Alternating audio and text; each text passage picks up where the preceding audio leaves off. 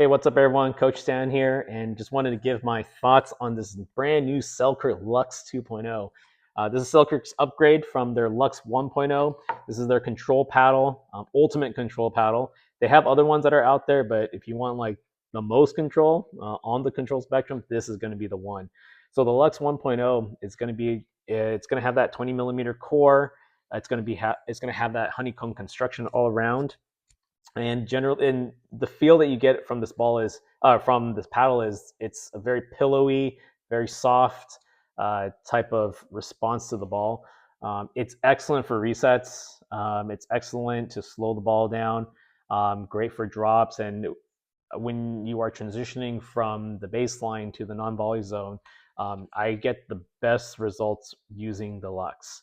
I would advocate for a lot of people to consider getting a control paddle. I know a lot of power paddles, it's like the hot thing right now, but control paddles, um, don't discount them. A lot of times when it comes to control paddles, people think, oh, it's full control, not enough power. In some regards, yes, truthfully, when the ball comes off of this, it's going to be pretty soft. But to generate power from these paddles, it's not going to be based off of just the paddle technology, but it also has a lot to do with how you are contacting the ball.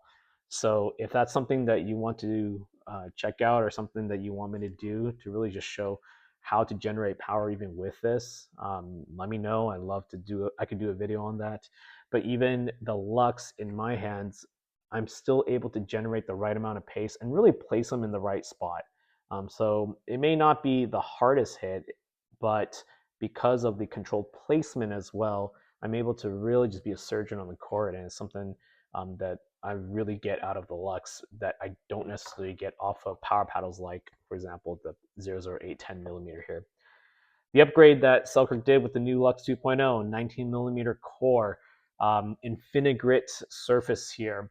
But I think probably the greatest upgrade isn't really what you see on the outside, but I think what's actually on the inside here. So down at the bottom, where the new throat hole design is located, Selkirk has reinforced the bottom part with foam. Now, with that foam, it does actually provide quite a bit of stability on the actual paddle itself. So when a ball comes off of the paddle, you can actually feel the ball coming off it. Sometimes with a very pillowy paddle like this, you kind of lose a sense of where the ball's gonna, how the ball's gonna come off of the paddle here.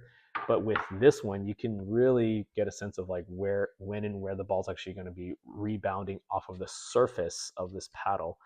Um, Also, with that added foam, you do add a little bit of extra weight on here. So I'm able to use this paddle without adding any weight.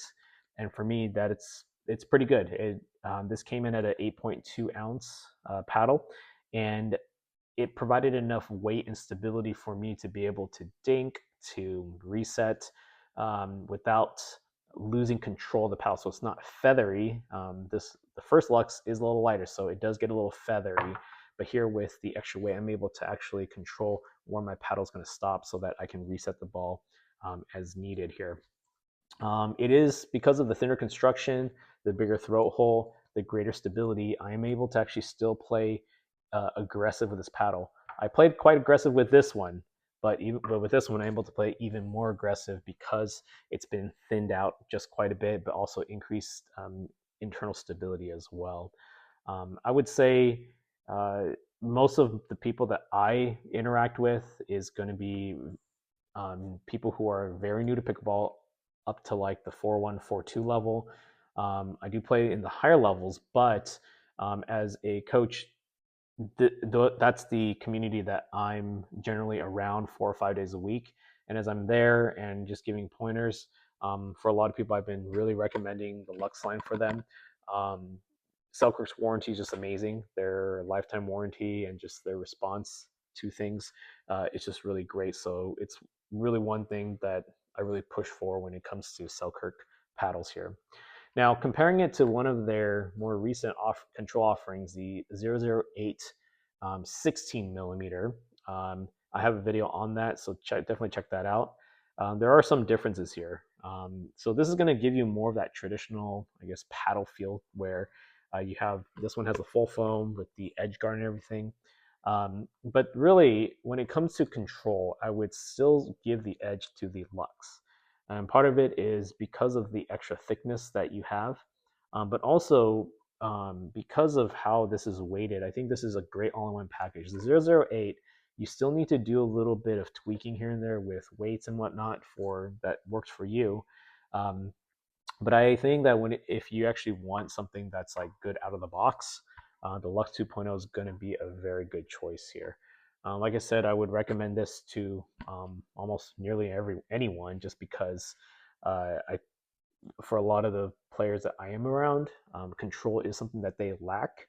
And power ends up actually being a little too dangerous actually on the court for many of them. So I would actually recommend that people just check this paddle out. It is a little more expensive. It did get a price bump, but depending on kind of where you purchase, you may be able to find some sort of incentives. I don't have a code, so but what I can offer is I can offer answers to any questions you have in the comments. So, but that's just my quick overview of just the Luxx 2.0. If you have any questions, just feel free to post in the comments, and I'll be able to respond as soon as I can. Thanks for watching.